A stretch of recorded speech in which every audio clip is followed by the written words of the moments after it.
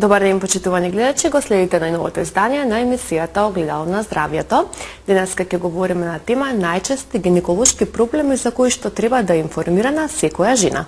По тој повод со нас во студиото е доктор Снежана Адамовска-Клисаровска, специјалист по гинекологија и акушерство од клиничката болница Аџи Бадам Систина. Докторке, добро ни дојдовте. Добро ве најдов. Ви благодарам за поканата. За почеток, дали може да ни објасните кои се најчестите гинеколошки заболувања кои што се јавуваат кај една жена? Би сакала да ги групирам како гинеколошки проблеми кои што жената ги воочува и кои што ќе ја натераат да дојде на гинеколошки преглед. Ова од причина што навистина патологијата во гинекологијата е огромна и би сакала да ги групирам баш така како проблеми кои што ќе ја натераат жената да побара стручна помош. За кои проблеми станува збор? Би започнала најпрво од крварењата. Значи, крварењата може да бидат во врска со менструалниот циклус или крварења кои што се јавуваат во менструалниот циклус. Кога постои проблем кој што е врзан за менструалниот циклус, зборуваме за проблеми како што е дисменорејата, односно изразено болни менструални крварења. Потоа менструации кои што се ретки, значи девојката или жената не добива редовно менструален циклус, станува збор за циклус кој што е подолг од 36 дена, понекогаш на неколку месеци, или дури и отсутни менструации кои што се јавуваат на долги временски периоди, подолги од 3 од 6 месеци, или циклуси кои што се јавуваат и бидуваат предизвикани само од давање на хормонска терапија кај жената. За разлика од нив, постојат и чести менструални крварења.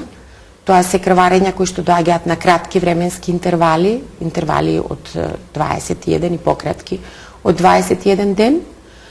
Може да зборуваме и за степенот на обилност на крварењата. И тоа ќе ја натера жената да дојде на гинеколошки преглед. Например, исклучително продолжени и обилни менструални крварења кои што може да доведат до анемија, па тука имаме уште еден здравствен проблем кај пациентката, или исклучително оскудни менструални крварења кои што само обележуваат дека жената има менструален циклус, а воопшто нема видливо и значајно крварење, исто се проблем кој што ќе ја натера да побара стручна помош. Што се однесува, кога веќе зборувам за крварења, сите овие беа во врска со менструалниот циклус. Не смее да ги заборавиме и во менструалните, значи крварења. Тоа се крварења кои што интерменструално може да се јавуваат. Ке може примери да не дадете? Да. Значи, станува збор, едно посткоитално крварење, после сексуален однос. Тоа се крварења кои што, навистина, некогаш може да значат само обичен воспалителен процес на грлото на матката кај жена, цервицитис, но некогаш може да бидат прв знак за постоење на карцином, инвазивната форма на карциномот на грлото на матката. Така да, овие крварења исто така се причина да жената побара стручна помош. Покрај ваквите крварења, не сакам да ги пропуштам крварењата кои што се јавуваат во постменопаузалниот период кај жената. Тоа значи, секоја жена во репродуктивниот период добива редовно циклус и тоа е периодот кога жената може да го заснива своето семејство, се случуваат бременности и раѓања и во еден период од животот на жената тој период ќе заврши и следува период кога нема менструација. Сега, во овој период, доколку се јави крварење, таквите крварења секогаш треба да значат сериозен пристап во откривање на причината заради што се јавило таквото крварење.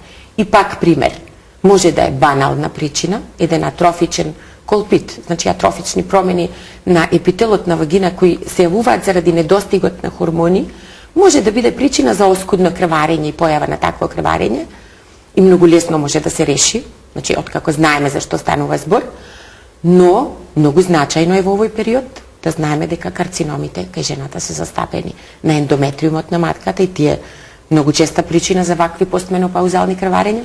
Исто така и карциномите во регијата на јајчниците може да бидат причина за постменопаузално крварење. Да. Што се однесува до инфекциите кои што може да настанат, како нив да ги препознаеме, по кои симптоми?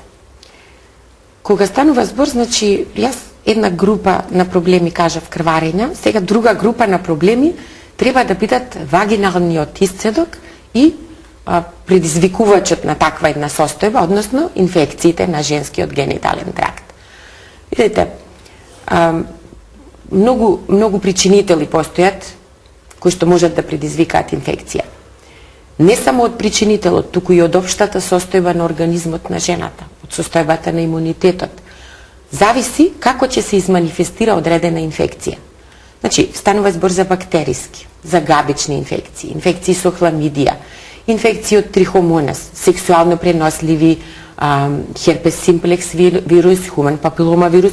Значи, во оваа група многу предизвикувачи може да бидат во прашање, меѓутоа генерално многу слично манифестирање постои кај ваквите состојби. Зголемен вагинален исцедок со различна обилност, различна боја, различна густина на секретот и пропратни други тегоби кои што може и не мора да бидат присутни, како што е чешење, печење, појава на оток во регијата на гениталии, црвенило, па дури покачена температура.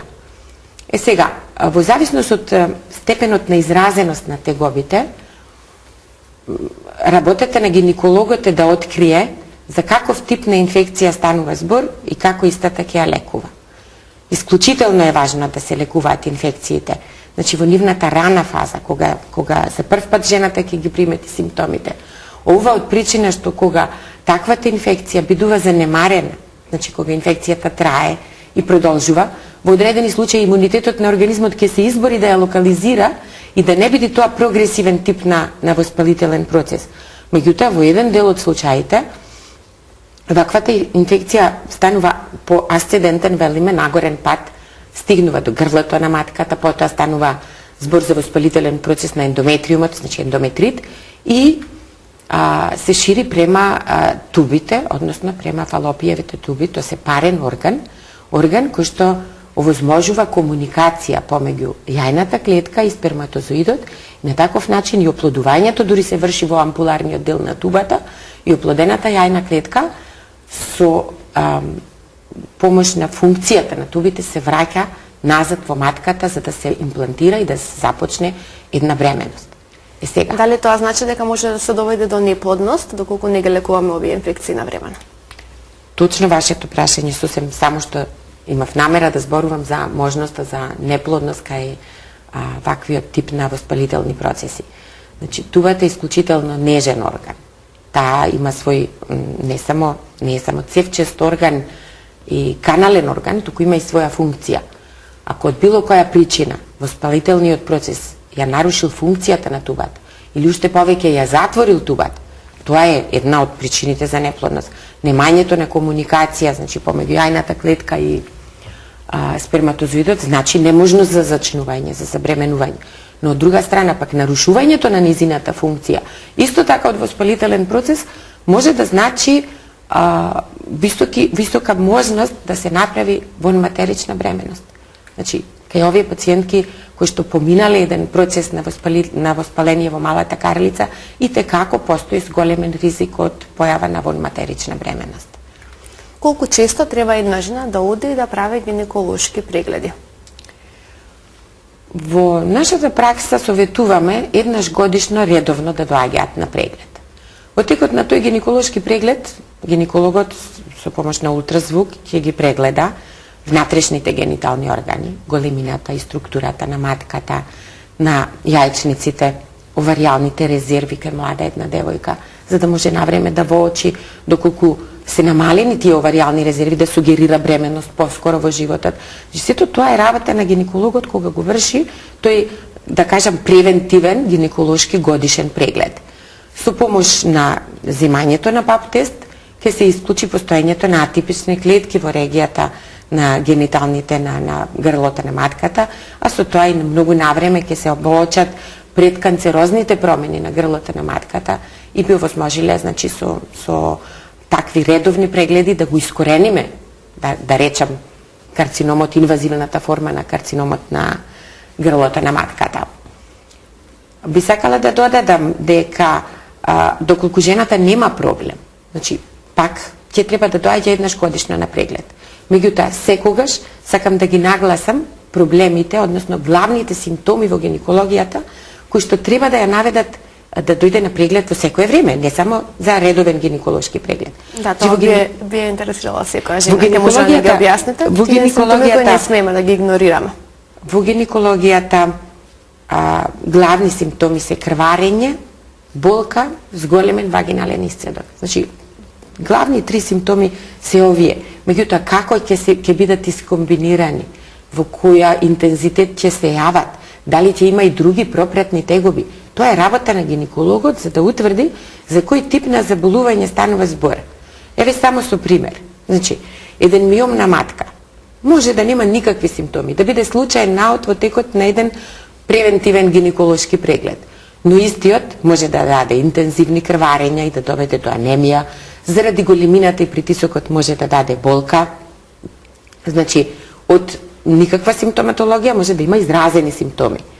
Исто така еден воспалителен процес. Може да помини само со еден многу оскуден зголемен секрет и жената воопшто да не му обрни внимание, но може да биде пратен со интензивна болка, со промена на општата состојба на организмот, покачена температура и сето тоа да значи еден сериозен воспалителен процес во малата карлица на жената.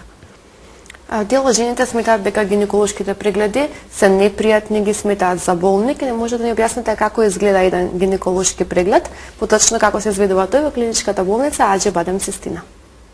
Видете, кога станува збор за вообичаен гинеколошки преглед, особено кога станува збор за млада пациентка на која можеби е прв гинеколошки преглед, треба да се поразговара со пациентката, да се објасни како изгледа тој преглед, дека прегледот навистина е непријатен, но не е болен, доколку објасниме што ќе се случува во текот на тој преглед.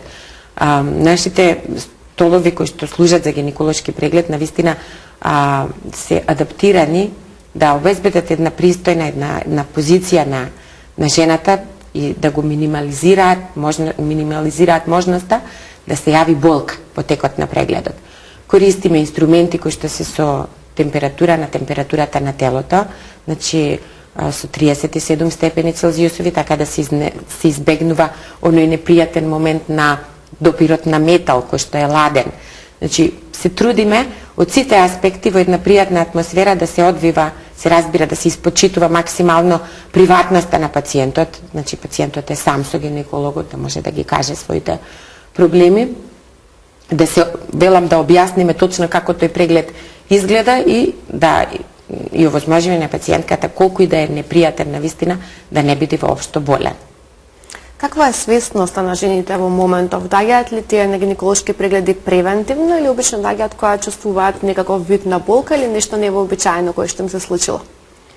Јас се радувам во последно време што многу млади девојки, започнувајќи да бидат сексуално активни, доаѓаат на преглед и кажуваат дека започнале со својата сексуална активност и дека прочитале дека треба еднаш годишно да доаѓаат на преглед, доаѓаат на здравствено советување, значи на разговор, да научат што повеќе за можноста за сексуално преносливите болести, за можноста за заштита од несакана бременост и започнуваат со своите редовни гинеколошки прегледи. За жал, една група на пациентки доаѓа се уште кога има само проблем, но мислам дека свеста веќе е на едно пристојно ниво, дека нашите пациентки се информирани. Информираноста е навистина многу значајна за да можат да знаат што точно е како функционира нивното тело, што е нормална симптоматологија, а што е знак дека навистина треба да се побара стручна помош. Да. Колку е важно пред да се планира една бременост, да се дојде на гинеколошки преглед за да се роди, да се создаде еден здрав плод? Сигурно дека е важно да направиме преглед пред планирана бременост. И сигурно дека е важно дека бременостите треба да се планираат. Значи, не да се случуваат случајно, туку да бидат планирани тогаш кога семејството, односно кога брачниот пар ќе одлучи дека треба да формира семејство и да формира потомство. Кога е се планирано, сигурно во склоп на тој план треба да биде еден превентивен гинеколошки преглед. Да се земе пап тестот, да се исклучи патологија на грлото на матката, да се земат микробиолошките брисеви, да се исклучи постоење на некаква инфекција. Може би да се проследи циклусот за да знаеме дека жената има овулаторни циклуси и дека без проблем може да и се случи бременост и после тоа да се дозволи на брачниот пар во еден временски период да се обидат природно да постигнат бременост, или да им се каже дека доколку има проблем, повеќе од година дена се обидуваат и не им се случила бременост, многу на време да се обратат до нивниот матичен, да кажеме, почнуваме најчесто со матичниот гинеколог, а потоа и во центрите каде што има оддели за асистирана репродукција и за третман на брачна неплодност. Да. До какви се проблеми може да дојде доколку не се излекувани инфекции кои што ги има жената, а таа останала бремена? Како тие може да влијат на плодот? Видите, бременоста ја менува целокупната состојба на организмот на жената, велиме делува имуносупресивно. Тоа значи дека организмот на жената потешко се бори со инфекциите кои што ги има. И затоа, ако е нелекувана или ако се случила бременост со постоечка инфекција, таа инфекција може да биде исклучително упорна во текот на бременост, а добро знаеме дека ограничена ни е употребата на антибиотици и на други лекови кога жената е бремена, од причина што не сакаме антибиотиците да ги даваме кога, особено во периодот на органогенеза, кога започнува развојот на една рана бременост. Од таа причина, значи, многу е значајно навреме да бидат откриени и навреме да бидат лекувани инфекциите, а после да се дозволи зачнување, односно стартување на една бременост. Колку е важна редовната практика на гинеколошки прегледи, до какви се компликации може да дојдат доколку ги обавуваме, да речеме, на 5 години, а не редовно на секоја година? Ке може да ни кажете некој пример? Кога станува збор за нередовни гинеколошки прегледи, може би пациентката нема да има проблем. Има жени кои немаат никаков проблем во текот на својот живот и никогаш и не биле на гинеколог, ама не се сите со иста среќа. Значи, велиме дека папот го земаме еднаш годишно од едноставна причина да ги откриеме навреме промените на епителот, значи предканцерозите, и да не дозволиме да се појави инвазивната форма на карцином. Сега, ако една жена не отишла 5 години на гинеколог, во текот на тие години една предканцерозна промена на грлото на матката и како може да прогредира до инвазивна форма на карцином, и ваквата пациентка да дојде во ординација и да каже дека во последно време има крварење после сексуален однос, дека има чувство, дека има непријатен секрет со непријатен мирис, и ова да бидат првите знаци, да кажеме, на една инвазивна форма на карцином. Се разбира, онолку колку што е едноставно лекувањето на предканцерозните промени, толку е комплицирано и животно загрозувачко во одредени случаи состојбата, односно постоењето на инвазивна форма на карциномот на грлото на матката. Од таа причина ги советуваме превентивните прегледи. Значи, еднаш годишно е многу доволен временски период да бидат откриени предканцерозите на грлото на матката, да бидат погледнати јајчниците, нивната структура, постоењето на одредени цисти кои што може да сугерираат на бенигна, а за жал некогаш и на малигна неоплазма на јајчниците, и со тоа многу навреме да може да се лекуваат. Доктор, која е најдобрата превенција од гинеколошки заболувања? Најдобра превенција и досега спорувавме редовните гинеколошки прегледи, информираноста.